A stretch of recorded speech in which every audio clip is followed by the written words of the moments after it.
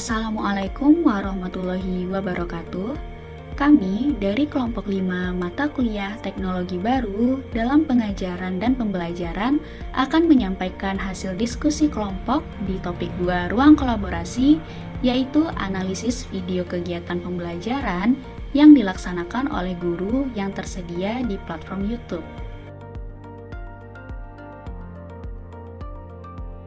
Berikut ini adalah ke-6 poin dari aspek yang kami analisis dari video pelaksanaan layanan bimbingan klasikal. Poin pertama adalah jenis teknologi yang digunakan.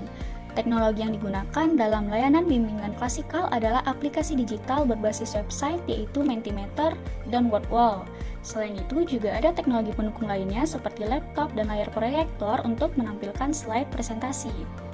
Mentimeter adalah platform interaktif berbasis web yang memungkinkan pembuatan survei, kuis, atau polling secara real-time. Pengguna bisa mendapatkan umpan balik melalui jajak pendapat, kuis, maupun Q&A dan fitur interaktif lainnya yang disertakan dalam presentasi. Pada video kegiatan layanan, Mentimeter digunakan di awal pembelajaran atau di awal pelayanan untuk kegiatan apersepsi siswa. Selanjutnya, ada Wordwall, yaitu alat berbasis web untuk membuat berbagai aktivitas interaktif seperti kuis, tebak kata, dan permainan edukatif lainnya. Dalam video kegiatan layanan BK, game Wordwall yang dimainkan adalah game tebak kata. Selanjutnya, pada poin kedua terdapat jenis media yang digunakan. Media yang digunakan merupakan teknologi digital dalam bentuk media visual, yaitu memanfaatkan gamifikasi dalam pendidikan.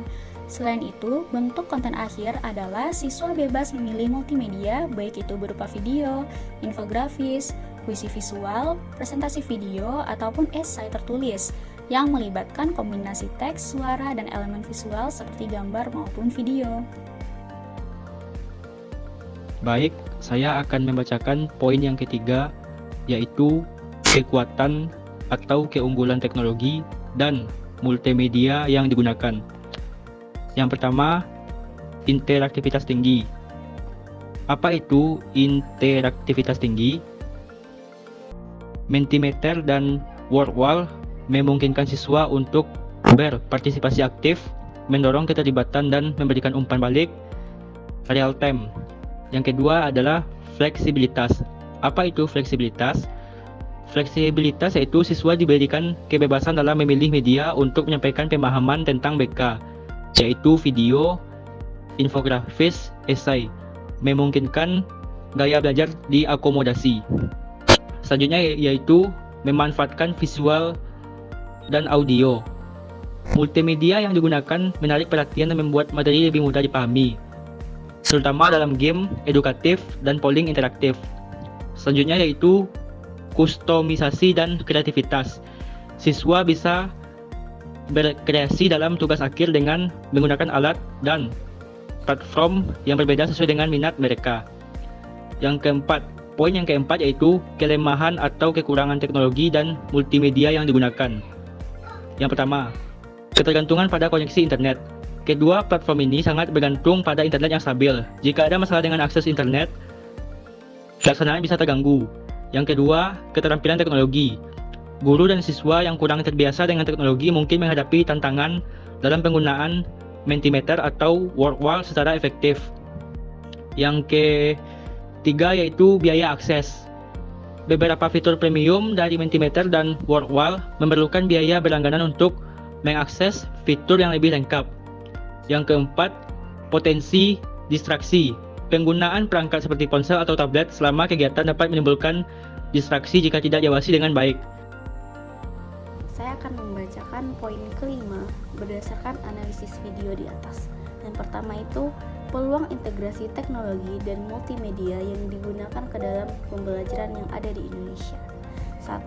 Meningkatkan literasi digital siswa, di mana secara spesifik literasi digital ini merupakan sebuah kemampuan untuk dapat memilih secara efektif, mengevaluasi, dan menggunakan informasi untuk mendapatkan, menerapkan, dan membagikan pengetahuan. Yang kedua itu adalah meningkatkan literasi teknologi, informasi, dan komunikasi, di mana literasi TIK ini meliputi kemampuan menggunakan teknologi digital, alat komunikasi, atau jaringan untuk mengakses, mengatur, mengintegrasikan, mengevaluasi, dan membuat berbagai bahan informasi. Yang ketiga ada meningkatkan literasi media, di mana literasi media ini berhubungan dengan kemampuan untuk mengakses, menganalisis, dan mengkomunikasikan pesan dalam berbagai bentuk media. Kemampuan meningkatkan literasi media ini memungkinkan peserta didik untuk berbagi informasi melalui berbagai bentuk media seperti video, musik, podcast, tulisan, poster, dan lain sebagainya. Selanjutnya adalah meningkatkan keterlibatan peserta didik dalam sesi bimbingan klasikal yang sering dianggap monoton, serta memberikan pengalaman yang lebih relevan dan dekat dengan dunia mereka. Yang terakhir itu adalah meningkatkan motivasi peserta didik dalam mengikuti layanan bimbingan dan konser. Selanjutnya yaitu yang keenam, ancaman dan tantangan ataupun challenge yang muncul. Yang pertama yaitu fokus pada penghargaan eksternal, di mana ancamannya adalah siswa mungkin terlalu fokus pada elemen penghargaan, yaitu poin, lencana, ataupun hadiah, dan bukan pada perkembangan pribadi yang sebenarnya. Hal ini bisa mengakibatkan motivasi intrinsik mereka berkurang. Tantangannya yaitu memastikan bahwa siswa tetap termotivasi oleh perkembangan pribadi dan keterampilan sosial emosional yang mereka capai, bukan hanya oleh imbalan dalam permainan.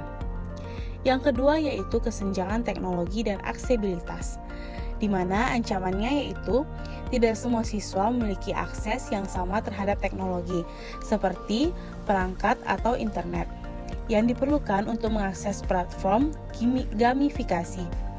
Ini dapat menciptakan kesenjangan dalam layanan BK. Tantangannya yaitu guru BK harus mencari solusi yang inklusif dan mempertimbangkan aksesibilitas teknologi bagi semua siswa, termasuk merancang kegiatan gamifikasi yang bisa dilakukan secara offline atau berbasis fisik. Yang ketiga, yaitu penggunaan berlebihan dan ketergantungan, yang mana ancamannya di sini adalah penggunaan berlebihan elemen gamifikasi dalam menyebabkan siswa menjadi tergantung pada struktur permainan dan kurang mampu mengambil inisiatif tanpa stimulus gamifikasi.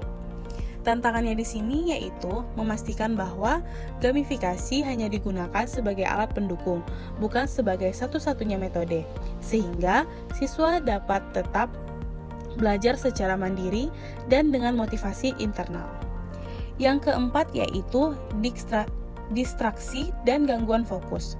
Ancamannya yaitu alih-alih mendukung proses bimbingan dan konseling, elemen gamifikasi bisa menjadi distraksi bagi siswa jika terlalu kompleks atau menonjolkan aspek hiburan yang dapat mengurangi fokus pada tujuan layanan BK.